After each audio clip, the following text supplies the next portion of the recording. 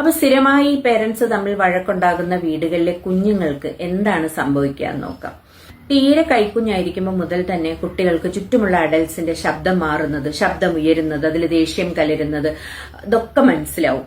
അപ്പൊ നമ്മുടെ സന്തോഷമായാലും സങ്കടമായാലും ദേഷ്യമായാലും ഇതൊക്കെ തന്നെ കുഞ്ഞുങ്ങൾക്ക് സെൻസ് ചെയ്യാൻ പറ്റും. കുറച്ചുകൂടെ മുതിർന്ന കുട്ടികളാണെങ്കിൽ തീർച്ചയായിട്ടും അവർക്ക് കാര്യങ്ങൾ വ്യക്തമായി മനസ്സിലാവും. ഇത് കണ്ടു വളരുന്ന കുഞ്ഞുങ്ങൾക്ക് എന്താണ് സംഭവിക്കുക? കുഞ്ഞുങ്ങൾ പലപ്പോഴും വളരെ ഇൻസെക്യൂർ ആയിരിക്കും, അവർക്ക് പേടി തോന്നും, അവർക്ക് വളരെയധികം ആൻസൈറ്റി തോന്നും. കുട്ടികൾക്ക് ഇതോടൊപ്പം തന്നെ കുറ്റബോധം തോന്നും, ഞാനാണോ ഈ വഴക്കുകൾക്ക് കാരണം എന്ന ഇറാഷണലായി ലോജിക് ഇല്ലാത്തൊരു ഭയം അവരുടെ ഉള്ളിൽ വളരാൻ തുടങ്ങും. അതോടൊപ്പം തന്നെ പല പഠിത്തത്തിൽ പുറകിലേക്കാവുന്നത് കാണാറുണ്ട്.